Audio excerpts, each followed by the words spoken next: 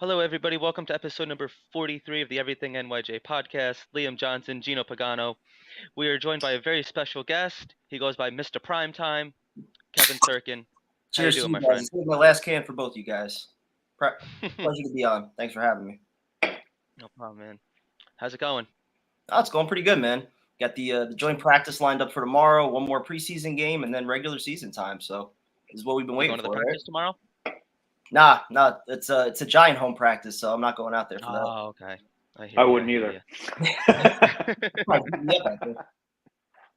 Watch Oh, my- right next to me, I have my Let's Talk Jets koozie. I forgot to put it right next to me though. There you go. I have it though. Bought him from Tyson. I So, appreciate the support, man. Kevin, you are from Let's Talk Jets Radio. If you guys don't follow him, definitely go follow him. They have a great YouTube channel, very chaotic, which people love. That's why I love it. It's a very unique show from the rest of the other YouTube channels out there. So just wanted to mention you could follow us on all social media platforms at Everything NYJ. You could follow Gino at Italy Jet. If you guys like the video, give it a thumbs up. If you're new here, subscribe to the channel if you haven't done so already. It helps us bring wonderful guests like Kevin on. So Gino, how you doing, my friend? Long day. Going to be a long week, long day, but this is what I live for. I live for the Jets. I live for guests. I live for collabing. So this is always fun. Always fun. Never forget that. You always got to enjoy it, man. Always got to enjoy it.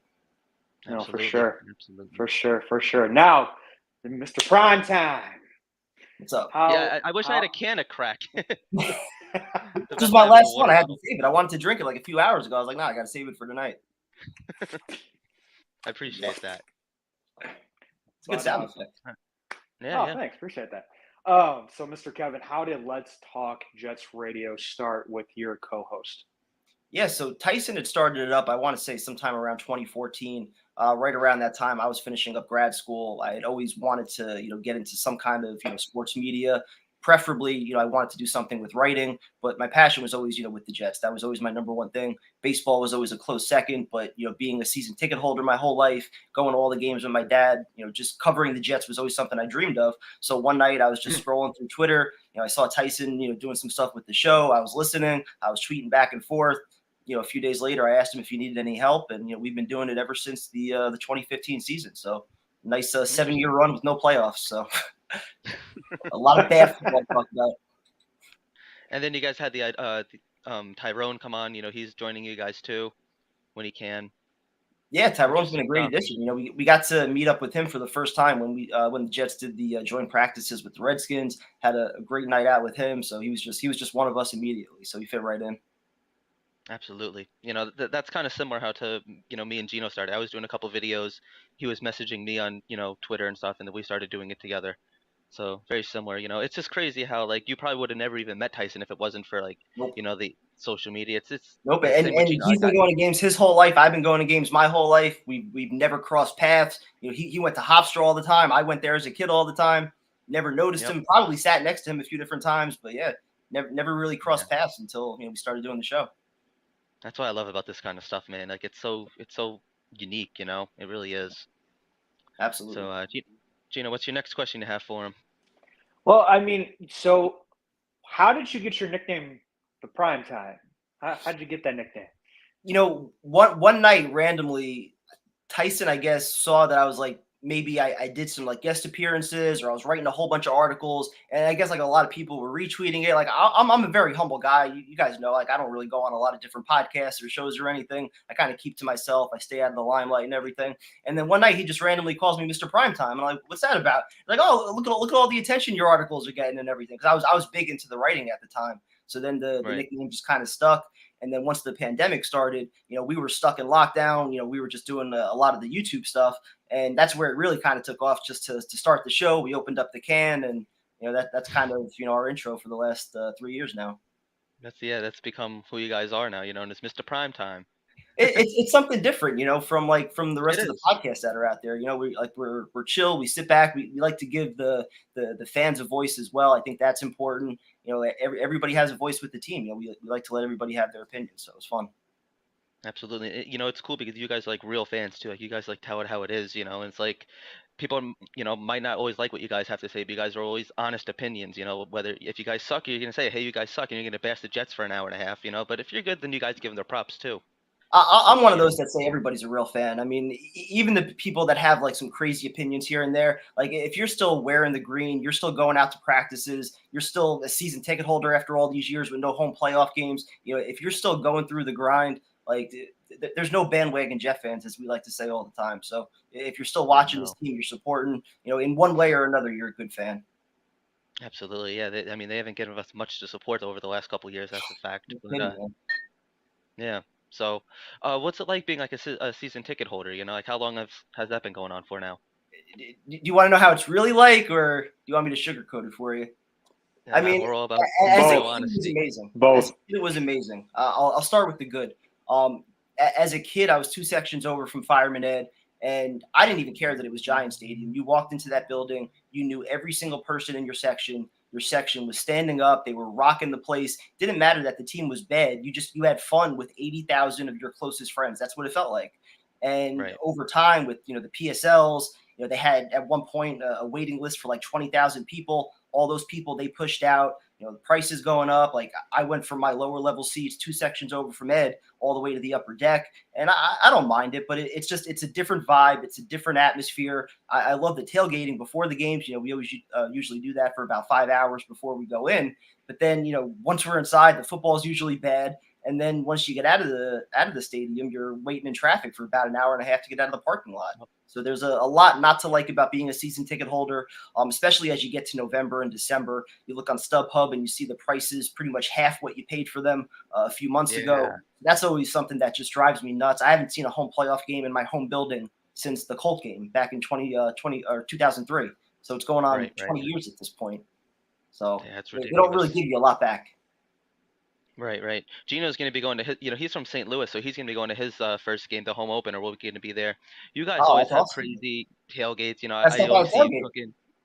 Yep. Yeah, definitely will. Where are you guys tailgating for those who don't know? Probably J21. So I'll have all sorts of J21. burgers, dogs, some steaks. So stop by. I'll hook you guys up.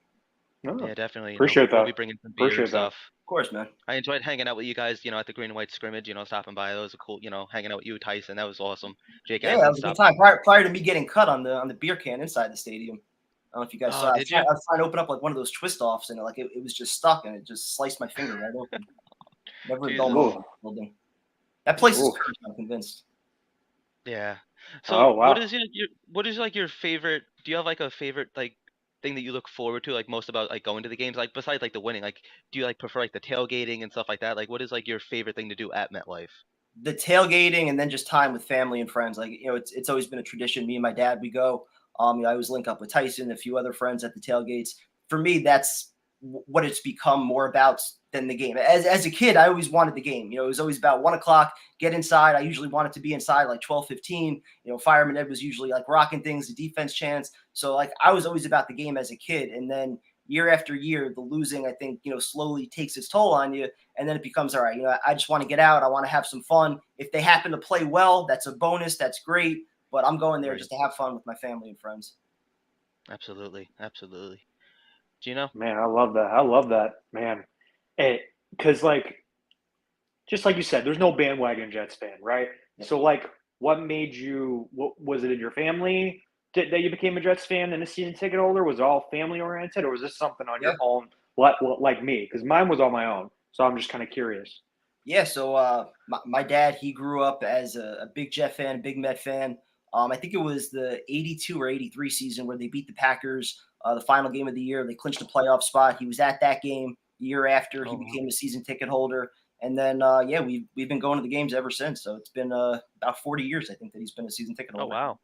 Oh Yeah. wow. Would you Wow. recommend becoming a season ticket holder for like those who aren't? Like I'm not. Like I don't plan on becoming a season ticket holder, but It's tough. I mean, if you can afford it and you can get out there for 8 games, you don't have any scheduling conflicts, and money's really not an issue. I mean, go for it.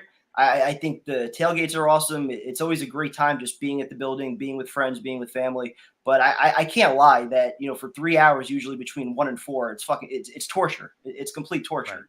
I mean, I it mean, hasn't it's been fun torture going in here that too, building. like You watching it you on have TV. opposing fans that take over the place. It's not loud. There's really no home field advantage. So I'm hoping that winning football is finally going to change that.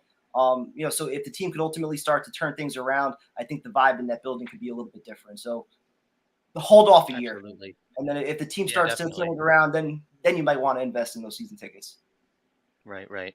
So somebody like you that's like at every Jet home game, what is your most like memorable moment at like, the old Giant Stadium and at MetLife if you have like to pick like one from each stadium? Ooh. At MetLife, going more recent, I guess. Probably the 9/11 Cowboy game. That was just a surreal experience being there for that one. Going back a little further for Giant Stadium, I'm going to go back to back with the win against the Packers, which was the last time we clinched the division. That Week 17 Right. game where Brett Favre rolled into town. I think the Packers were a number 1 or a number 2 seed at the time, and we were at the tailgate because the Jets were playing at 4 o'clock. They needed one of two things to happen: either the Patriots to beat the Dolphins or the Browns to lose to the Falcons. And as it was approaching kickoff, it didn't look like any of those things were going to happen.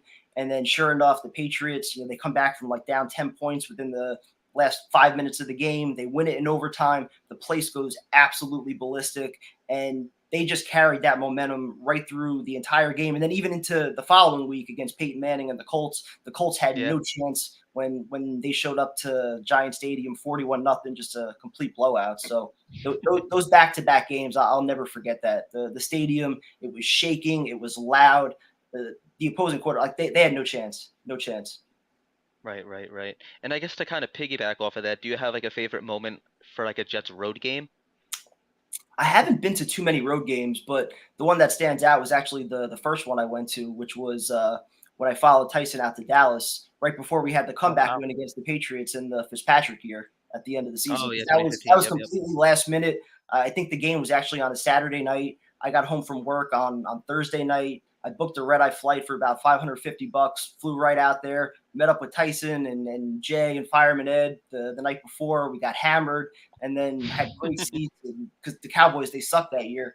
And it wasn't even a fun game. I think they won it like 19-16 with a field goal Yeah. late, but just winning the game and the building too. Like that's what a home field advantage should feel like.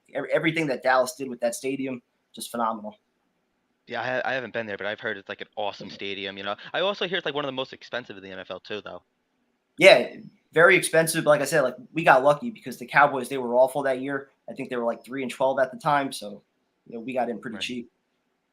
Yeah, yeah. Man, that's so cool. I've only seen the Jets against the Rams when I was working for them. So, and I've been to like a few road games, but never a Jets road game. But do you ever get heckled a lot when you went to those kind of things? Or not really. The Buffalo game was one of the worst experiences of my life because we Ooh. had so much confidence walking into that stadium. We had just won 5 in a row. We win, we go to the playoffs. We were facing Rex. We thought we were getting our revenge against him. So like we were pounding our chest big time because the Bills, like they were nothing at the time. They didn't have Josh Allen. They weren't a legit contender yet. So What was it like Tyrod we were Taylor, I really. believe? What's Yeah, that? they had Was it Tyrod Taylor Tyrod Yeah, it probably. was Taylor? still Tyrod Taylor at the Yeah. time. Yeah, and Sammy Watkins. But Yeah, they weren't McCoy. at the time. And yeah, I mean Watkins, he went off on Revis that day for like 12 catches or something like that. We had no answer for him. I'm still wondering why. I think it was Chris Ivory. He barely played. They were going with Stephen Ridley that game. Made no sense. Just Right, a lot of right. things. Fitzpatrick threw 3 interceptions, and the fans, they were just all over us going out of that stadium. Mm, So That's never looked mm, awful. back to Yeah, them. that's awful. Jesus. mm. So like, so we talked about the road games. Now you've been to a few training camps, I'm guessing, Yep. over the years. Any favorite memory or moment going to a training camp? It could be either with your family, friends, or just you by yourself. What's your favorite memory? My favorite memories from training camp are really just going back to the Hofstra days where it was Mm, legitimately like a full day event because you'd get there for the morning practice at like 9:30. It would be a 2.5 hour full practice, full pads, full hitting. It felt like you were actually watching like legitimate football. And then the break in between, there was like a restaurant across the street. All the players would always sign over there. I remember meeting, Mawai, Curtis Martin, Aaron Glenn, like they were always signing, taking pictures. So it was just like a really fan friendly experience. And then there was another practice in the afternoon. So basically you made a full day out of it. So that was something every year. Me and my dad, we always did that at least, 2 or 3 times. Right. I remember going out because I'm on Long Island. I remember going to Hofstra as a kid too, and I one stands out to me. I was probably it was the year that the Jets were on the Hard Knock, so 2010 I believe it was, Yep. and I don't know why, but all the cheerleaders like were in the back, and I was just like so interested in them. Like I like I have like maybe I watched like the game like 5 minutes like of like practice. You know, it's like I have like one of those like jet like hard hats. I have like Jennifer and like Amy and like all like these girls like sign it. You know, and like I don't even know who the hell they are anymore. But Your head was in the right place. I don't blame you. yeah, yeah, exactly. I was. But I mean, those are some good days, though. You know, it's unfortunate like they don't practice, you know, like at Cortland or like Hofstra or anything like that anymore, like they used to. You know, I feel like they've kind of That's one lost thing I touch. still wish, at least for a day or two, like go back to your Yeah, roots where you still have a pretty large fan base. right. I feel like they're not really like affiliated with New York too much anymore. They're really not. No, and they put it right across their jerseys now too. You would think they would try to actually embrace it a little more and get out there too. Right, right, right. Do you know what's next? What do you have for them? Well, it's going back to the New York thing we were talking about. Do you think they're more considered now the New Jersey Jets, or do you think it still hit close to your heart, still New York? What do you think? It's a combination of both. I mean, they practice in Jersey, they play in Jersey, but their roots still, go back to Shea Stadium and Yeah, Queens. So it encompasses everything, I think. I mean, I think I so too. feel like I don't know if you've ever been to like Long Island or not. Well, obviously Few Hofstra. times. I don't know if you're familiar like where like Nassau Coliseum is. I feel like they have plenty of room to like knock because like nobody plays there anymore. The Islanders aren't there. You know, they're at the new UBS. It doesn't get used often, so I feel like they could definitely like move out there if they like really wanted to. You know, get Probably out of don't want MetLife. to. I don't see them ever leaving MetLife though. You know, MetLife is a dump too. It looks like a giant AC unit or giant toaster. It's They disgusting. can't leave fast enough. Just a giant air conditioner. I'll give them credit for Yeah. what they've done with Florham Park, though. Florham Park is pretty nice. They've done that place up pretty well. They built around it really nice too. So I'll give them some credit with that. Right, right. But you know, it's just like going like the stadium. You know, it's like it doesn't have like that jet feeling at all. You know, it's like very like gray and like it's almost like depressing. It's like kind of Yeah, dark in there. You know, it's like yeah. it's There's pathetic. nothing that screams Jets about it, right? No, exactly. You know, it's like you go to like other stadiums or you even see like other like go to like Packer Stadium. You know, if you're like Lambeau, you know, it's like they have like their own Hall of Fame there. Like they have like a ton of stuff there. You know, it's like the Jets. Like I don't know. You see it all the time on Twitter. You know, if it's like if they're not talking about like the old school uniforms, it's always like oh like the Jets get like their own stadium or something like that. You know, it's like that'd be Yeah, great though well, I think that's personally. part of the problem also with splitting a stadium with another team. I mean, I guess there's only so much green that they could really, put in the stadium.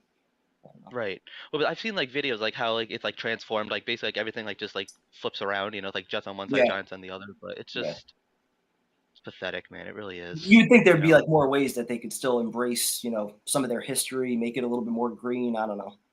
That's what I'm saying because like everybody loves like the old school uniforms, like the old logo, you know. So it's like if you throw some like Corvette stuff up there, if you throw some like name and stuff, like people would go nuts, you know. Yep. You know, have it like a tourist attraction all year long, have like their own like I'm Hall of Fame. surprised I they think won't that'd do be that great. for at least one game this year. Like I know they brought out like those new black helmets or whatever they're doing. I'm like, just go back to the '80s logo with the jet going like that. That's what everybody wants. It's the So simple easy. logo that every fan friggin' loves. Just go back to it, at least for one game. The It's old like school it Kelly just green. proves Bring it like back. how tone deaf, you know, Woody Johnson still is. Yeah. It's just it's stubbornness on his part, you know, and it's Mhm. like he pretends, you know, like on Twitter, like he's all about the fans and everything. It's like 99.9 of your fan base wanted that logo. Like, just how hard is it? You know, it's Well, literally that's your just a first beacon. problem. You think it's actually Woody Johnson that's tweeting from that Well, account. That's yeah, the definitely. intern or whoever it is. Yeah, well, whoever it is does a good job. Their intern does do a good job. It's just He like does. He that's does. I'll give her it's credit. what they wanted. Like, you know, it's just how hard is it? Like, you know, Yep. but I don't know, man. Simple things they never get right. Right? Yeah, you know, it's like, what would be like your biggest complaint about like MetLife? Do you have one or like one single thing that Biggest like irks you the complaint, most? it's just it's never felt or sounded like we have a real home field advantage, and I think part of that is just the amount of fans that they pushed out with the PSLs, the pricing. It's half filled half the time, and then even when you do have a relatively larger crowd, a lot of that is opposing fans. Especially Right, when you right. play the Dolphins, when you play the Patriots. Anytime that the Yeah. Steelers are on the schedule, I'm sure there's going to be plenty of Raven fans there because that's not a far trip. If you have a team that's not too far away or a team that's good or a team that has a strong fan base, usually they take over that building. Like I said before, I Right, know right, part of that's just bad football that comes with the territory, but they played bad football in the '90s, and it was still almost 100% Jet fans, and we rocked that place. So I'd right, love to right, get right. back to that. I just don't know what it's going to take because I think so many fans are already just alienated and feel like they're never stepping foot back in that place again. Right, right. I was at the Sam's rookie year, like when they played the Patriots at home. That's a game that Jamal Adams cracked Gronkowski. Yeah. Um, Yep. we lost that game, and like I'm going down like the escalator, and it's like the Jet fans are like screaming at like the Patriot fans, like don't feel special, we lose every game, and it's just like it just shows you like the state of the Jet fans. Like Yeah. we're sick of it, man. Yeah. We're really sick of it. Nobody wants to go inside the building and get ridiculed by It's other our home fans or have to stadium. deal with all the BS coming their way. Like in your own stadium, you should be able to enjoy the Right, game and watch your team play at least somewhat well every couple of years. right, But right, right. we've been in that downward spiral for too long. Absolutely, absolutely. And What do you? and not only that, I mean, it goes way back more than because when I was a kid, the Jets were great. Jets were amazing. Everyone wanted to play for the Jets. But then when I got in my 20s, because I'm 30 now, it just last decade has just been like I got my mother-in-law is a Chiefs fan and my brother-in-law is a Cowboys fan. I'm constantly surrounded by other fans, and they're always giving me crap. And I'm like, one day, one day, one day. But then I'm like, Mark Sanchez one more playoff games than Dak Prescott. Okay, come on, this saying, but That's true. but but Chiefs, I can't top the Chiefs. But Yeah, it's just for you. You've been to some events this year. You've been to some events last year. Does it feel different to you? Do you feel like the culture is changing? Because you've experienced this firsthand and you've had a lot of guests on your show and stuff. So what do you think? In some aspects, yes. I think it starts at the top. The leadership that Joe Douglas brings, I think that by far is the biggest thing. Not only is he adding talent, but like you just said, is just as far as the culture within the building, I think that's legitimately changing. And I think it helps that him and Salah, they're on the same page, they're working together, they have the same vision, they're kind of tied at the hip, they're on the same timeline. So yeah, I think in some aspects you could see the culture is changing. In other aspects, when I watch the team on the field in particular, when I watch the head coach, when I watch Salah, I feel like there's still a little bit more, left to be desired. You watch some other coaches and the way they get after their players, the way they're in the headset, the way they're going after referees. It just seems like he's got some room to be a little bit more hands-on and just kind of get after it a little bit more. He preaches all the 60% stuff, the all gas no brakes, and I felt like the second half of last year, his personality came out a lot more. But the first half, he almost had that kind of deer in the headlights look. And I feel like so far in the preseason, it's been, unfortunately, it's been a lot more of that, preseason or right. not. Yeah.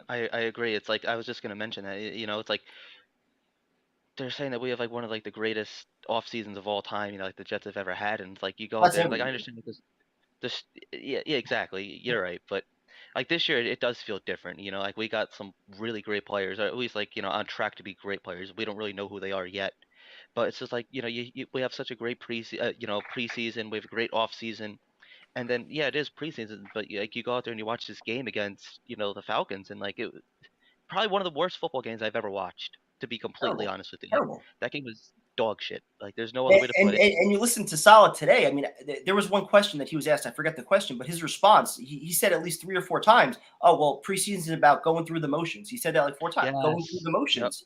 And I'm like, Right. that's a Right. terrible message for you to send as a head coach. That our job going out there is just go through the motions, learn the plays, make sure you're communicating. No, go out there and pop somebody in the friggin' mouth. Like Right. Right. that's what you keep preaching, but we're not seeing it. And I know it's only preseason. I know he wants to get everybody to week one healthy. I think Becton going down and then Zach Wilson a few days later, I think that probably haunted him a little bit, especially after Lawson going down last year. But you got to be ready to play week one. You got a lot of good defenses coming up. That first half schedule is just ridiculous. You got to be ready to go week one. You got to push these guys a little more. Yeah, it's like like I do believe in him and everything. It's just like some of the things he said, like even like last year, he was starting to give like some like Adam Gaze answers, and it's like, oh come on, like don't give us those. And it's just like some of the things he says is just it's bizarre, and like some of like just like the way he like conducts himself. Like you see, like Arthur Smith was getting pissed, and like the Yep. Falcons were terrible too. Like don't get me wrong, but it's like he was getting mad. Like he had like players like blowing assignments, causing all these penalties. You look at Salah, he's like laughing on the sideline, having a good time. I'm like, what are you laughing about? Like this is a I terrible thought, I football thought team. exactly the same thing. Anytime that the Falcons made a mistake, you saw it all over Arthur Smith's face. And like for Salah, I'm like, just arms folded. He's not really doing much. So I think he's a very likable guy. I think he's a motivator. I think he could be a leader. I don't know if he could be the X's and O coach that in a close game he's going to outdo a Belichick or an Andy Reid. Like, can he be that level type of head coach? I think there's a lot to be decided. Right. Yeah, Gino, what do you think? Well, like I agree with you. I think Salah needs to, wring some of these dudes a new asshole a little bit. But it's one of those things where he's a player's coach. I think we're starting to realize that for the last few years is when he was with the Seahawks, when he was with the Houston, and when he was with the 49ers, he is got one job. He was a defensive coordinator. He did all kinds of linebacker stuff, but he's a player's coach. And if he doesn't get it right this year, along with Joe Douglas, I mean, this could be a totally new revamped team next year. But the thing is, because of Woody Johnson's history, right? So it's just I want to see more out of Salah. I still think he's the guy. I still think Joe Douglas is the guy. But if we don't see any initiative of being hardcore a little bit, then it's gonna go downhill pretty fast. But I like what he's saying. He talks a good talk on paper. Yes. He's got coaches and everything, doesn't he? Yeah. He has his guys. He's got all of them actually, and even brought the BYU QB coach for Zach. So I mean, they're doing all the right things. It's just he's got to step up in others. He's a defensive coach, so that's just what I think. For me, no, you're not wrong. Like he's a likable guy. You want to root for him, but you also want to see a little bit more. And listen, I don't think he's on the hot seat by any means. I think I don't think so yet. Yeah, I don't think so yet. It'd take like a 2-win or a 3-win season for the Jets to even consider firing him. So I think more likely than not, he's back next year. But if we're looking at this roster realistically, if you put an Andy Reid type of head coach with this team and you put a Herbert or a Mahomes, this is probably an 11-12 win team. The only thing right now holding it back, yes, they're relatively young, but the quarterback and the head coach, the two most important positions that you need in football to win, those are our two biggest question marks right now. Do we have the head coach that can get it done and get this defense over the top? Because last year we were historically bad for a franchise that usually has good defenses. That was the worst in our history last year. And the quarterback, he's got a lot to improve too. He showed baby steps. The last 4 or 5 games, cleaned up some of the mechanics, some of the turnovers. Now he's also got to take that next step too. That's the only thing that's going to hold us back, I think, the quarterback and the head coach. I agree. Do you think the players really? I mean, I'm not saying they disrespect Salah, but I feel like he could just kind of lets him do whatever he wants, like the fighting on the how many fights have we seen? Like his rule is no punching. He said it in a press conference. What do? You see Carl Lawson throwing fists. You see Michael Clemens throwing fists. You see Denzel Mims throwing fists. It's just it almost seems like they don't respect him, or they don't take him seriously would be a better way to put it. But it's there's no repercussions. There's nobody's held accountable. And that even goes on the field. It's better to be feared than loved or something like that. I think the players like him and they respect him to a degree. I don't think they're scared of him at all. I think they view him as more of a buddy. Yeah. Personally. Yep. It's Yep. Even I don't who was the player? The player that hit a Quincy Williams. On the sideline. Quincy Williams, yes. It's something like that. He was out there the next play. Nobody's benched. Nobody's hey, listen, you have a bad penalty, you're out for a rep. I know Tyson talks about all the time, going back to Parcells, Parcells would do that all the time. I'm a little young for that, but I listen to guys all the time. So I hear Tyson talking about the older days and stuff like that. And I think he brings up a very even with Rex, it's he would hold guys accountable. We didn't see it with Adam Gase. We're not seeing it with Robert Saleh now. It's I don't know how much the players they're we're fine. And it's just that's that's the right. Saleh's been very vocal too. He's in their corner. He wants to get them paid. But going back to Parcells, you were just talking about, a player commits a penalty like Quincy did, he would pull them right off the field, and he'd probably go after them in the media too. He wouldn't hold back in the media. If somebody else had a question about it, he would throw that player under the bus and say what he really felt. And it seems like Saleh, a lot of times, he just, he tiptoes around these things because he doesn't want to offend the player. He doesn't want to agitate the player. He doesn't want to lose the player. But sometimes, they need that. You need to hold Right. them accountable, and that's how you prevent those things from happening again. I think the Well, veterans and would appreciate that more too. yeah, and not only that, it's Belichick has done that for a long time. You've seen all those other coaches do it for Yep. for a long time. So we need a leader. We don't need a friend. Like Right. if we need a friend, go to the CFL, go to the XFL, go to all those things. Because shoot, even go to Arena Football League. I don't care. But it's just we need a leader. And like I said, do I think Salah's the guy? Yes, but he needs to clean up some areas. But I want to give a shout out to Vinny and the Jets real quick. What's up, man? Thank you very much for listening. Fear lasts longer than love, hence it's better to be feared. I That's agree the with one I him. was looking for. I Right, agree right. with him. I mean, like I even agree like with him. we had Mike Westhoff on 2 weeks ago, and it was good, talking like with a former coach, like to see how it was in like the locker room around those times. He even said, he goes, I was not the most likable guy. He's like, I want to Right. be like on Mondays. He Mondays is he when I was want to fun to be like. watch at training camp too. Oh, I loved Yeah. him. Oh, so awesome. If you screwed up around him, same type of thing. He would chew your ass out, and you'd be on the sideline. There's a And I certain don't think we bar had that he would any. set for his players, and that's why his units every single year. It didn't matter who he had. Joe McKnight, Brad Smith, Chad Morton. Didn't matter. He made them great. Like that. That was his special teams Right. unit. He coached those guys Right. up, and there was a certain standard that they had to meet if they were going to make that roster. Right. Right. And it's I don't think any Jet coach on this entire coaching staff has any of that in them. And it's just I don't get it, man. It's like there's so much talent on Long this way to team, go, but though. like. They're still young, so you want to see Exactly. Yeah. how they Yeah. respond to some of their early Right. failures.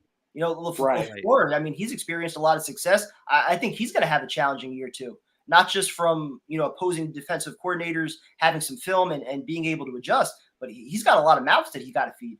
You got two legitimate wide receivers that are going to be commanding 8 to 10 targets a game. Your two tight ends, your backs coming out of the backfield. You got a lot of balls that you got to spread around, a lot of mouths that you got to make happy. So his job's not going to be Absolutely. easy this year either. Well, Absolutely. and not only that, I mean, free agency, one of the best free agencies that we've had in my mind since the LT days when we were on Hard Knocks, in my opinion. So once you get those free agents in here, and then we had the best draft I think we've ever had, in my opinion, this year. It they're gonna want something. They want to change the culture, right? So we need to give them the ball all the time. But the thing is, my question for you is, what do you think about the people that we brought in and the draft picks that we brought in this offseason? I'm excited. I'm with you there. I mean, as far as off seasons go, maybe you put the Marshall and Revis off season somewhere near there. But again, that wasn't sustainable. Like you look at this draft class and what they did last year, that should ultimately be your core for the next 5, 10 years. You have Right. building blocks, you have anchors, you have athleticism, you have speed, you have two legitimate receivers that, you put them one-on-one against most corners, they should win those matchups. You have two running backs, you put them one-on-one against a linebacker coming out of the backfield, they should win that matchup. So my biggest concern is probably the offensive line. We've Yeah. put a bunch of draft picks into it, a bunch of money into it, and there's a good chance that going into next year you might be replacing 3 of those 5 guys. Not to mention you still have 4 guys that are changing spots this year going into week 1. I like that they're going to be playing against the Giants at least, get some chemistry there. But Right.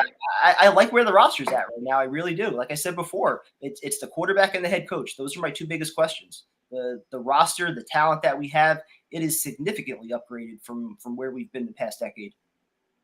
Well, you know what I think too? It's like you think back to like the good old days, like like the core for years. It was like Lavernius Coles, Curtis Martin, Wayne Corbett.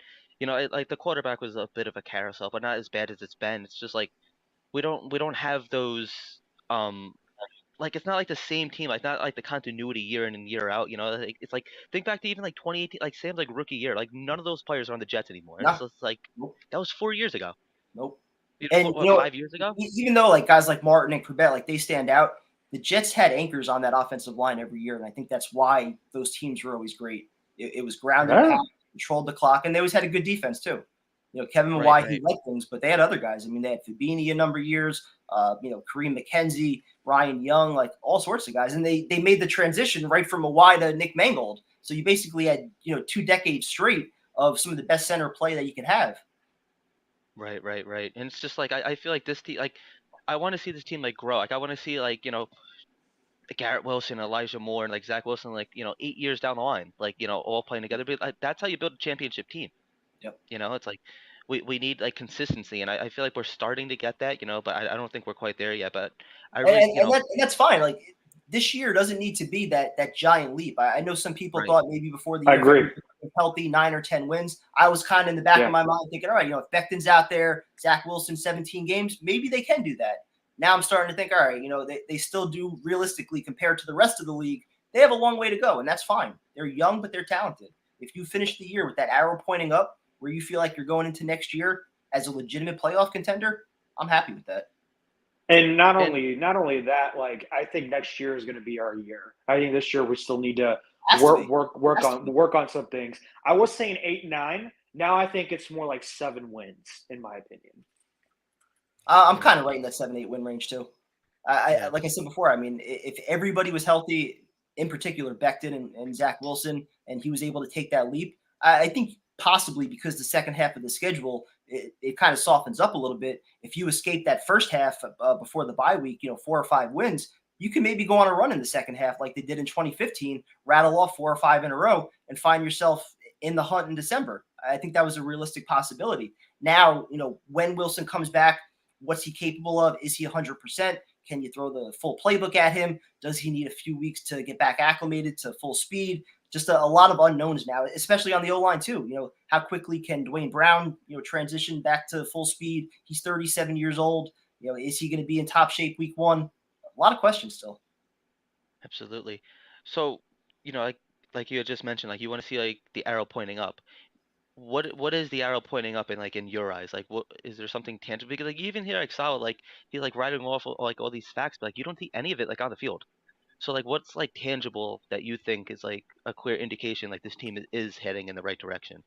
Like is it That's just like actually a tough wins? Like question because it's going to be hard to go by wins and losses. Like I just said, when the second half of the schedule kind of gets a little bit easier, and we saw it with the mhm, Adam Gase year. They went 6-2 in the second half of the year. Did it mean right, anything? Did the no, team grow? Did they establish any kind of identity or culture? No. They were still going through the motions, but they played shitty teams and they found a way to win some games. So right, for me, it's less about the wins and losses, and it's legitimately about how these guys look. In particular, Wilson, but also the defense under Salah. That's supposed to be his specialty. If you're playing teams that are below you or equal to you, he should be able to coach this defense up. And for Wilson, it's kind of the same thing. Build off of what he did at the end of last year, limit the mistakes, limit the turnovers, but also make some of those big plays too. You got to be able to sprinkle those in, spread the ball around, be accurate, especially the underneath stuff. He's got to hit that. He's got to be consistent with that. As long as he's just, taking those baby steps, I'm happy. It's not about wins or losses for me. It's really just how they come out, have an identity also. Salah's right, talking right. about like taking wills from, opposing teams, dragging them into dark waters. Like if you're going to talk that talk, like be about it for 60 minutes. Come out and punch Yeah, some teams in the mouth. and they're still looking flat when they get out there. Yep. But so what are some numbers that you're expecting for Wilson this year? Like Well, I touchdowns, mean, last year he interceptions, was yards, last year he was what 9 touchdowns, 11 picks, and I think 11, 55% completion percentage. So if he can, which is low. if he could even touch 60% and flip those touchdown interception numbers around, maybe like 20 touchdowns, 10 picks, somewhere in that range, like a 2-1, I'd be okay with that. Absolutely. How important is Flacco in this situation? Backup coming into week 1 or 2 or 3. How important is that for Zach Wilson's growth? I think it was more important last year, with Wilson being a rookie, but he also had, like you said before, he had Beck, he had, like 3 or 4 different quarterback coaches. So he had a lot of people in his ear last year. This year, less voices in his ear. You got LaFleur back in the booth. So I think this year you could actually say maybe it's even more important that he does have that veteran that he could talk to in pads on the sideline. Especially with Flacco playing week 1, 2, he's gonna, kind of be in sync with a lot of things on the offense. So he could definitely help out Zach a lot. Agreed. Flacco seems like more personable this year too. Like normally, like you've heard like the rumors that like he doesn't like really care to help like the younger guys. Right. This year, it kind of seems like he like knows his Yeah. role. Like Yeah. he doesn't. He's not I looking to think be he a just hated starter. Sam Darnold. Yeah, I mean, I think maybe it was that. Like because he He, even he, he, knew the ne- he game never plan. said a word to Sam Darnold. He never No, said one word to him. No. he would always stand Right. like as far away as possible from him. Yeah, he was sitting on like the Sam's opposite walking end to of the the left. bench. Yeah, Sam's walking to the left. He's going to the right. And then he Exactly. runs at Adam Gaze. He's running back. It's Yep. he knew it was a disaster over there. So, do you think Damn. there's any receiver on this team, or even like a running back that like breaks 1,000 yards? I feel like Elijah Moore should. The only problem is, like Yeah. I was saying before, I mean, they're going to be spreading the ball around. So, Right. I mean, Right. you're not going to have one running back that's getting 80% of the carries. You're not going to have that featured number one wideout. I think Wilson and Moore, they're probably going to split a lot of targets. I could see them both somewhere around, 70, 80 catches, 900 to 1,000 yards. Your tight ends, they're going to see plenty of targets as well. Conklin, Uzama, they combined for over 100 catches last year. So I think that's going to be important for Zach to have that security blanket. So they might not have a 1,000-yard receiver. They might not have a 1,000-yard running back, especially if they're sprinkling, Tevin Coleman or Zonovan Knight in there. It just might be a backfield by committee and spread the ball around type of offense. Yeah, I agree. Gino? Well, I mean, yeah, but we have more weapons now, so I think it's kind of hard. I think you're right with Moore. Moore should, because he technically should be the number one wide receiver, or Wilson technically could be the number one wide receiver Even Corey part Davis two, could be. but Could be too. could be. I mean, like I said, Corey. I mean, talent-wise, they could all have 1,000, but yeah, exactly. Well, within one offense with a second-year quarterback who's got a lot of growing to do. Are they Even that Barrios could going to do that? Barrios could get like 800 yards. That wouldn't surprise me. But Corey Davis, before he was injured last year, he had 1,000. He was on pace for 1,000 yards. So it's like now that you have more weapons, you have Brees Hall and Michael Carter in the background. You got 3 really good and possibly 4 really good tight ends. Everyone's going to want the ball, so I think it's going to be a split carry. But once you get in that red zone, I would definitely see Michael Carter, Barrios, Corey Davis, even Elijah Moore, and even Uzama. Uzama was one of the best tight ends in the red zone last year. So I think it's a free for all. No, I mean, again, like talent-wise, absolutely. Like Elijah Moore, and I'll even throw Garrett Wilson in there, like based on what I've seen from training camp. Like these are two legitimate wide receivers that should be year after year 1,000-yard wideouts. I just don't know as a rookie for Garrett Wilson, Elijah Moore, going into year 2 right now, still, some shuffling on the O-line, some questions at quarterback, when Zach Wilson coming back. I just think all of that, plus the fact it's going to be heavy ground and pound, I think that they're really just going to run Brees Hall a lot. And Carter's still going to see plenty of touches too. So all of those things factoring together, you might not have one guy that's just lighting up, the fantasy score sheet. Absolutely. It's so nice to have some like real tight ends on the team for once too. No kidding, man. Yeah, It was like eons since I was talking about Dustin Keller. Yeah, that was pretty much it. That was it. I was even a Jeff Cumberland friend, but I didn't think that he was going to be like the long-term answer. I liked Herndon his rookie year too. Yeah. He filled the face of the earth. Yeah, his rookie year, he was solid, and then he did nothing after that. A tight end is a young quarterback's best friend.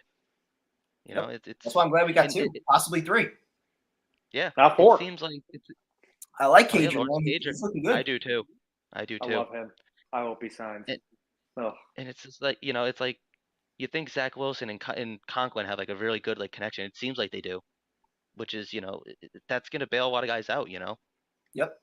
No, just having that security blanket, as you're going through your progressions, like, that guy's going to be there if I get in trouble, or if, somebody's about to pop me in the mouth, like Conklin, Uzama, like they're going to be there. Even Hall too, that stuff underneath, like that's going to be Zach Wilson's best friend. As long as he can get the ball there accurately, it should be his best friend. Right. And it's just like couldn't agree more. And you just need to see Zach Wilson making those decisions. You don't want to see him holding on to the ball too long. Like that's like my one big critique about Mike White in this last game is that he didn't know when to get rid of the ball. He looked like he was like holding on to it forever, in my opinion. And then like Trevor goes out there and he's like ripping it up. Yeah, and that was something like through most of camp he was actually doing pretty well. Like he would go through his progressions. Right. He would sit in the pocket. He'd get rid of it. He would look pretty good. But you see Strevler and you see the athleticism. You see him rolling out. Maybe there's something there. I just feel like, the fact that he's been doing it against third stringers, and he's also a different type of quarterback. I almost feel like you have to change your offense completely around if he was needed to play. That's why I just feel like it's probably going to be Flacco and White. You think they're going to cut Strevler? Yeah. We've seen this way too many times. Like guys like David Clowney who lighted up, in preseason, and it ultimately. No, yeah, you're right. It's sad to say, like you feel good for the player. But, a lot of those, third quarter, fourth quarter reps, they're against nobodies where defenses aren't even being called. It's hard to judge that. What are your thoughts on Mims? You think Mims makes the team this year? Or? I sadly don't, and I'm rooting for him too. I feel like he's kind of a different player. It seems like he rededicated himself. He looks like he's in great shape. Anytime they target him down the field, he's making contested catches. It seems like when he's out there, he's making plays, but he's also had penalties in back-to-back games. And for whatever reason, it just Drops. feels like he's in the doghouse. You watch him at practice, and it just seems like he's not motivated walking over to special teams drills. And I don't blame him because inside he probably feels like I'm a legitimate wide receiver. I should be practicing with all the other receivers. And a lot of times, like he's one of two receivers with a bunch of DBs, going through drills as a gunner. And that was what was going on in training camp last year. So for whatever reason, Right. even the second preseason game, it took 3 or 4 series before he was out there. So it just Yeah. feels like the coaching staff just kind of, they put him in that doghouse, and no matter what he's been able to do, he hasn't really been able to get himself out of it. So I just think for both parties, it's probably best they move on. He'll get an opportunity somewhere else, and the Jets don't have to worry about him being disgruntled or potentially being a distraction. Well, not only that, Hmm. Kevin, but like, what do you think his trade value is right now, if we were to trade him? Not much, and I think this is where the Jets kind of screwed up a little bit because they kind of showed their hand a little bit. It's clear that they don't really see him as part of their future. But Right. if they didn't let that be known, and we're just seeing Denzel Mims on the field making plays in preseason like he's done now in back-to-back preseasons. I forget who they played last year where he was running guys over, but then the last one game too, he had a bunch of catches. Like if that's the only sample size, you might have a couple other teams that are looking at that saying, hey, you guys just drafted Garrett Wilson, you got Elijah Moore. Clearly, you have some receivers. What's it going to take for Denzel Mims? Maybe you get a 4th or a 5th. Right now, I would say at best like a conditional 7th, because teams know he's probably not in their future. Yeah. Agreed. It's a shame too. It's another second round bust. It's a shame. Well, it's not only that. I mean, Joe Douglas has been really bad at not trading people when it comes to toxic or when you just need to trade them. Like Jamal Adams, finally we got him out the door, but you should have got Marcus May out the door sooner. You should have traded for Sam Darnold sooner, and you should have done some other moves sooner. I know I can't. I mean, I'm bringing up Becton right now. I'm rooting for Becton and Mims, but if you knew they weren't a part of the future, you should have traded them sooner. Well, I mean, the Jamal and Sam trade, he could have done those sooner, but you got to give him credit. I mean, to get the 2 I first give him picks for credit. Jamal and then a second rounder for Sam, like to Yeah, get who that would've kind of thought? value back. I mean, you're not going to find other GMs for that kind of player, that caliber of player. The return he got is just crazy. But what about I Marcus agree, May Kevin. though? What about Marcus May though? I May feel was like he was injured. He was playing on the franchise tag also last year. yeah. Yeah, They I could have feel gotten like something back for him. Same thing with Robbie Anderson too. Before he walked as a free agent, true. Yeah, they could have gotten something yeah, back from him too before they signed Rashad Perriman. yeah. What a right. downgrade that was. Yeah. I feel like they tried to make it work. I feel like Joe Douglas like wanted to make it work with Sam Darnold. He wanted to make it work with Jamal Adams. The whole Jet for life.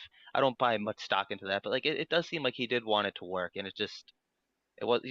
I hope the Jets crush the Seahawks this year because like I have turned into a huge Jamal Adams hater. I can't stand him. I really I just and then like He makes himself so unlikable. It's impossible to and actually root for him. Like I Sam, kind I of have no thought ill will towards. Jamal, I can't stand. I'm with you on that. right. And it's just like I kind of thought that way about Jamal Adams, like on the Jets, but like the whole fan base loved him. So I was like, oh, like maybe it's just me. So I didn't like really say much about it. But I'm like deep down, like I never really liked him. Like I didn't think I think he's very overrated. And then not to go down like a former player path or anything, but it's just like he's a Well, pain in the ass, at the man. time, I Like mean, what did we have to cling on to when we drafted Jamal? We had like Josh McCown. Like we didn't really have anything as fans to latch onto. So when you have this guy who comes in, makes the Pro Bowl MVP, like he's the right, kind of yeah, guy. You say, all right, that's somebody I can get behind. I'm going to call him my prez. He's going to lead us somewhere.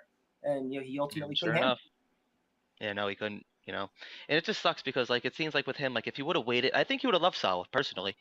He would have. Um, it's like he couldn't wait the 2 years, and now He would be a he's rock star possibly right now with this new team. He'd oh be a rock star. absolutely. And now he's going to But go through a rebuild with Seattle. yeah, well, good for him. I hope he's constantly going through rebuild. Yeah, Yeah, exactly. I wish. Yeah, screw him. You know, but so what have you seen from like Sauce? I am super impressed with him, and I not saying that I thought he was overrated or anything, but I didn't think that corner was like the number one concern of this team. But it's like you're seeing like Atlanta, like they're not even throwing in his direction. Like that's super impressive. He's a rookie. Like they're not even testing him. Yep. That I, that I, just wa- I makes me wanted personally super Thibodeau. excited. I wanted Thibodeau or I wanted Aquanu. Ugh. No, and not for it me. had nothing to Sauce is it, Gino's boy. He loves Sauce. I can't. I can't. no. He's loved him It, since college. Yeah. for me, it had nothing to do with Sauce the player. Like you watch the film, you read all the attributes about him. Like great player, great locker room fit. Had nothing to do with that. I just looked at the questions around Becton. You have a chance to potentially get your franchise tackle there if you don't believe Becton's the answer long term. Or if you could have gotten Thibodeau, who I thought was the best pass rusher in the draft. For me, that would have been a no-brainer. But if you listen to Saleh on the Flight 2022, he basically said lead pass rusher, elite shutdown corner. Those two things in this defense, I guess, are sort of interchangeable. So if you have one, you can make the other area work. So Sauce is fun to watch. I'm pretty sure the last episode of One Jets Drive, they did the feature on him Yeah. to start Right. practice. He's the first guy on the field.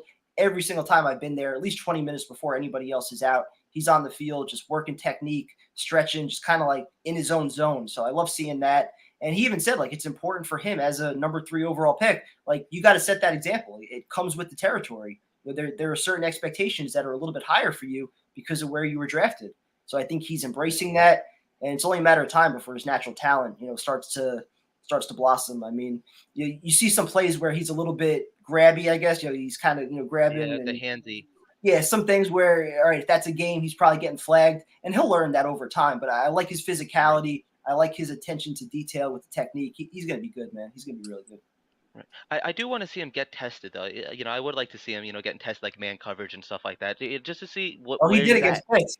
That was a nice lesson for him against Pitts. Yes, you're right. It was, but like with the handsiness and everything, it's just like I feel like he has like such like a big shoes to fill because like I don't think it's fair. Everyone's comparing him to Revis, Yeah. but it's like he hasn't given up like a a interception since like what, like high school or something. Like it's been a long time, so I feel like what do you get? How is he going to respond? Like, if he's giving up like 2, 3 touchdowns, like, hopefully not a game, but like, if he's giving up like 2 touchdowns a game, which is possible, he's a rookie, he's going to make those mistakes. Like, I just wonder how he does underneath like that pressure and stuff. It's like he might be like he gets a little handsy, he might be getting like nervous, like I better not give this up. Like, he knows, like why we drafted him and stuff. I hope that's not like a big Yeah, concern. I hope that he'll realize that Revis Island wasn't Revis Island until like year 3. Like that's where he really started Right. to blossom. So I know there's a certain expectation that comes with drafting a corner that high. When a lot of the fans right now have seen Revis. So I totally get that, and I think it's a matter of time before he gets to that Pro Bowl level. Is he ever going to be Revis? Probably not, but he's going to be a damn good shutdown corner in time. Just give him time. He's going to get there. His size, his speed. He's too good not to. The goal is not to be Revis, is to be Sauce. Like that's Yep. that's what I Your feel. own player. Yep. What I do you think, agree. Gino? Well, I mean, I've loved them since college. I wanted JJ too. I wanted Williams from Alabama because he's a St. Louis boy. So I want him on the Jets. So I'm not gonna lie to you there. And I'm an Alabama guy, Injuries. but the injuries, I do understand that he's gonna do great things with Detroit.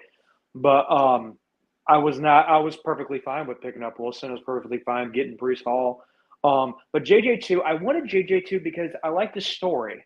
I just like the story. I want to see that kind of guy have an answer, have a voice in that opinion, and I think he's going to do well with Clemens. Clemens was such a steal, so it's like when you put those two next to each other, along with Quentin Williams and Carl Lawson can stay healthy. I'm curious to see how much they're actually going to play Jermaine Johnson this year. Just because you're probably not taking Lawson off the field too much. I know he's coming back from an injury, but you're paying him $15 million a year. He should be out there a lot. I know they rotate guys a lot, but between him, like you said, Clemens, Huff, he should be out there. Jacob Martin, they paid some good money to him. Oh yeah, true that. So they got a lot of guys that are coming off the edge, and even John Franklin Myers, he could play on the outside. He'll be inside on passing downs, they say. But a lot of moving pieces, throughout that D line. So I wonder how much of Jermaine Johnson we're going to see as a rookie. Well, not only that, you got Thomas and Rankins too, and Rankins too. Yep. I mean, who knows what they're going to do? Yep. Yeah, I feel like JJ is kind of like a little like forgotten in a way. Like like we don't really hear his name like called too often so far yet. And like the green like scrimmage, I saw him. I was like, oh yeah, I forgot like he's even here. Like I don't know. Yeah, I feel like I've heard more about Clemens than Jermaine Johnson. I love Clemens. Clemens is probably like my favorite. I love like how like he's nuts. Like I just love it. It's like scary. When he got drafted, he's like sitting in like a dark bedroom. Like it's like he can't ask for anything. I love his press conferences. He's like staring at them for like 2 minutes before he answers. I love him. He's a freak. All due respect to I'd him, be but too I scared to really ask love him it. a question. Yeah, Yeah. it's funny like when he starts like going at like Samini a little bit too. It's like it's the best. I know. But so who else are you thinking like cut wise? Like who else are you thinking it's not gonna make the because they're gonna have to cut like legit football players. And Salah even said that today. He said something I'm paraphrasing, but something along the lines of like we want NFL players, like somebody that could play on all 32 teams. Like if you're Yeah. not that guy, then you're out the door. You know? Yeah, I actually, I heard when he was talking about that, and he was mentioning like you're not just going to keep 6 receivers for the sake of keeping 6 receivers if you only have 5 of them that are legitimate NFL players. So like Right. that was his point. Like you're not going to cut NFL talent just to have a number at a certain position. So keeping that in mind, I think that they are going to keep 9, if not 10, defensive linemen just because they're that deep there, and they rotate guys. They're going to have them all on the field. I think that they're probably going to keep 9 or 10 offensive linemen too. I don't know if Max Mitchell is going to be ready to play as a rookie. So you got Adoga, and then who's your other veteran backup tackle? Is it McDermott? Do you pick up somebody else that gets cut? And then you got Feeney and you got Herbig. So those are your 10 offensive linemen right there. Can you go with 4 running backs? I keep bringing up the argument. Tevin Coleman, good player, solid veteran. This is a young running back group. Probably makes sense to keep him. But is the drop off that much with him versus Zonovan Knight? Zonovan Knight showing you he could do special teams. He can return kicks. You'd have him making next to nothing for the next 3 years as an undrafted free agent. Does it make sense to maybe give him a shot? If you can't keep I 4 think so. running Yeah. backs. So, you got that. We talked about Lawrence Cager. If you're going to keep 4 tight ends, can you then keep 6 receivers? Does that push Mims out? Do you go with Jeff Smith for what he could do on special teams? A lot of stuff to figure out. Yeah. They definitely have their work cut out for them. It's What a do you good think? problem to have, though. Like it feels No. like Yeah. these are real battles. Like in years past, like a lot of times you knew who was getting cut, but this year a lot of these guys might actually get picked up and find their place on another roster. Or on the other hand, you didn't even know who they were. Like you didn't know they That were getting too. cut because you didn't That even know who too. they were. Yep. And like they're out of the league already. It's nice too. Like you're gonna like I root for like other players like Word Jets. I like Buster Screen. Like I root for him and stuff. It's like it's He was nice to see like it's nice to see that like they're like the Jets do have some talent, especially like this year. That, like they're gonna go on other teams and start. And to me, that's pretty cool that like we finally have that. Like we're coming to like a 21st century offense, like a 21st century team. Like we I'm actually have curious whether or football not they players. have anybody that might have some trade value. Maybe like a Yeah, Bryce Hall. Based on the way he played the last preseason game. Is yeah. Eccles maybe your third corner? Is Isaiah Dunn possibly in the picture? They gave him a lot of money last year as an undrafted free agent. You could get a 4th or 5th round pick for Hall. Does that make sense? I don't know. Well, Salo was even saying that like he's not gonna be defined after like one game. Like that's not fair to him. But it's like, dude, that Yeah, was brutal. It was That was bad. a brutal game real for bad. him. Especially the I don't think touchdown too. It seemed like he had Yeah, good coverage and he just didn't like locate the ball. It was just right by him. that whole Icing on defense, the they just looked cake. so confused. Like it was just such like a soft like zone, cover. Like why not blitz? Like they have like some legit like line talent. Like they have like why not a man? They have guys like soft that could like lock players down. I don't understand it. Because Bryce Well, Hall, he's a that's why starter. Salah has no excuses this year. He had the excuse No, of he Lawson doesn't. going down last year. He didn't have a secondary. You got 2 legit corners right now, and you got plenty of guys up front that can get after the quarterback. So he's got to find a way to make it work. I feel like he doesn't really step in like with the defense. I'm not a Jeff Ulbrich guy personally. I don't really like him, but he needs to get his hand in there more personally. He's just not like involved. I don't understand it, man. I really don't. And that's what's sad too. Like Ulbrich's probably going to end up being the fall guy. If the defense sucks, he's Oh going to yeah. be the first one to go. But like this is supposed to be Salah's defense. He's a defensive-minded coordinator, head coach. Like this should be his baby, in theory. Yeah, he's getting all the guys he wants in there. These are all the players that he wants. Like, why do you want them? Like, utilize them to the best of their. Like, you should know why you want a guy. Like he says, every player on that team has a purpose. Yep. Well, what are they doing? Like this. I don't think they're gonna play like that like week one. But it doesn't make any sense. Like, maybe they don't want to like let the cat out of the bag. But like, you're supposed to be practicing like what you want. Like, why are you practicing like this soft vanilla zone defense? It just doesn't make any If sense we to were me. the Bills, if we were the Chiefs or the Packers, I would totally understand it. But we haven't done anything. We haven't accomplished anything. So to kind of have that mindset going into preseason, like, hey, just go through the motions, just stay healthy. We'll worry Right. about it week one. I think that's an awful message, especially with the schedule. I think they're Right. just setting Be- themselves up for failure with that. because like Ugh. even like Westhoff was was talking about like defense and stuff, and he's like the tackling, like he understands like you got to be like kind of careful, but like you need to get your tackling reps in too. Like you look at like all like the bad tackling, like nobody's making good tackles week 1, week 2 because like they're still like new and stuff. It's just I don't know. I feel like the defense is I don't have a lot of faith in them. I really don't. I feel like it's really stacked. It's really talented. But I felt that way last year too, like with the defensive line. I felt like it was a great defensive line, but like Quinn and Williams, he gets he goes missing. He has like those one Sometimes, two big yeah, plays, yeah. and it's just like you kind of like forget they're even out there at times. It's just you look back to like the Eagles, like they were on the field for like 20 minutes. The, It's just the the pass defense rush can't get the off the pass field. rush was concerning, and so was the coverage. But last year, their run defense was just mind boggling because like they have the pieces. Like Mosley is one of the best linebacking, like run stuffing linebackers in football. Quinn Williams, like Right, he's right. a beast up there. Thad Ukasi, great run stuffing lineman. Why were they so bad against the run? Salah talks about it a Yeah, lot too. Like it's a matter of will, right? It's how much right, more right. you want it than the other guy, and it just seemed like we were getting pushed around way too much last year up front. Yeah, yeah. Jonathan Taylor ran for like 130 yards on him or something against the Colts. It's just like Jesus, man. And like even like with the offense, like even like last year, I felt like it was like a talented team. And like like you hear like oh like this player's great, that player's great, but like putting them all together, like I didn't see any of It it. didn't mesh for You whatever know? reason. It didn't mesh. Yep. No. But, Gino, but what do I you think? got I got I got two questions. Two more questions for you. Go for it. Kwan Alexander, was he the icing on the cake for this defense? And what do you think of the safety battle? Who's going to be our safety? I really like the Quan Alexander move because yeah, I mean I feel like that was the last thing that we really needed on defense was just a legitimate veteran, experienced coverage linebacker. I'm kind of optimistic with with Sherwood and Nasruddin. I think these guys have some ability, but they're still relatively young second year players. It's good to have somebody like Quan in front of them.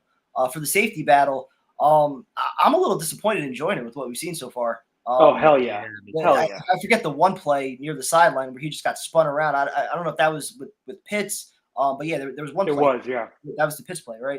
Yeah, I mean he looked awful on that one. There was a few others in training camp where I go back, I watch some of the videos I have, and I see 29 just running around like just spinning around like no idea where he's going. Lost. Yep. So I mean there were high hopes for him last year before he got hurt. So I think Right. he's still going to make it. How much he's going to play, I'm not sure because it does seem like Sal is pretty high on Pinnock. So I think Pinnock's going to play a little bit, and even Will Parks. I think he's shown you some athletic ability too. So I think he probably I makes want, Ashton Davis. yeah, because Yeah. I wanted Riley. I wanted Riley to stay really bad. So I get the Parks situation because Parks has been really good. So I'm really happy with that. But I totally agree. I think.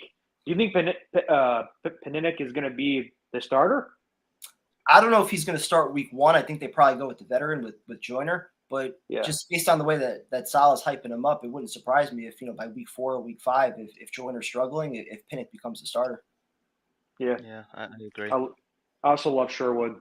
Sherwood has done phenomenal, in my opinion. Yep. He's bounced back So really nice from that injury. What was it, an ACL last year?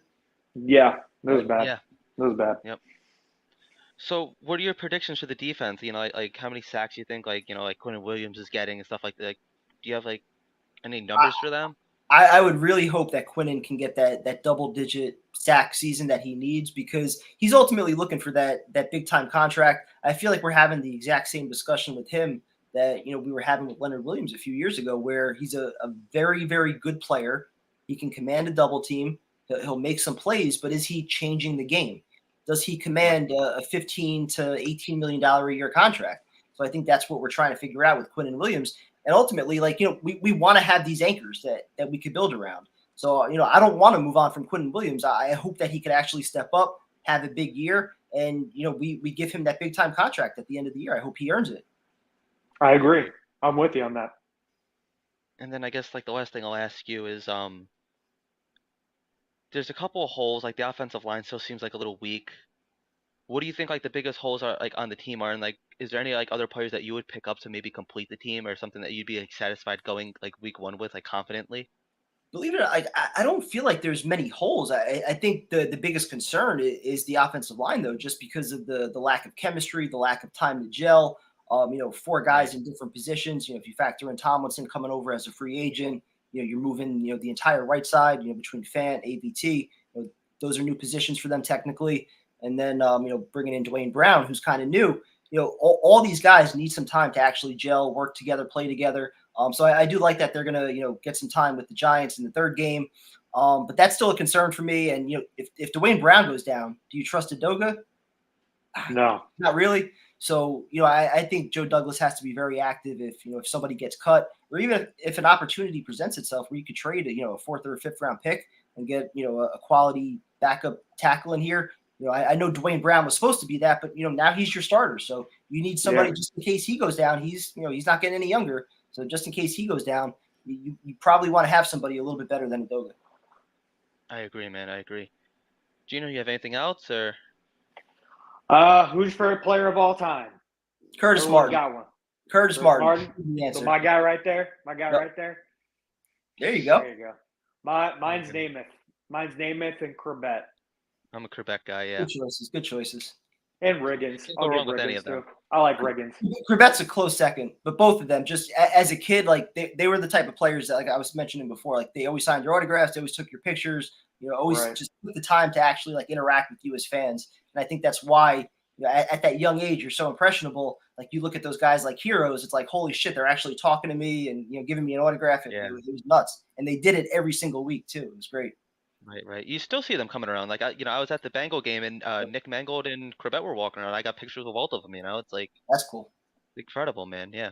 But Kevin, this has been a blast. I've had a really good time. It's awesome talking with you, man. Such a knowledgeable fan. Thank you for coming on, man. Thank you, for giving us an hour of your time.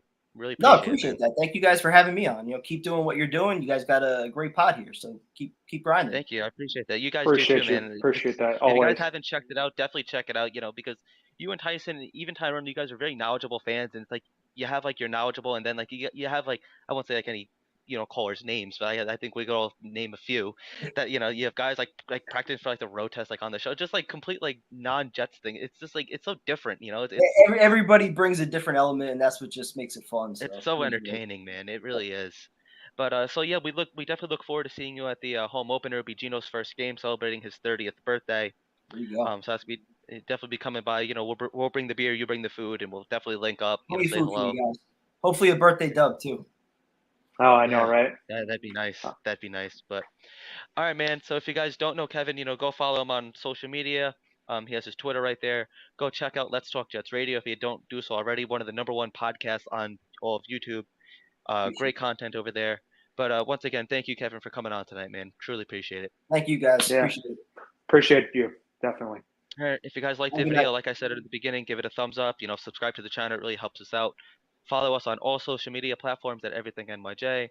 And all of you guys be well. Have a good night. Jet up, baby.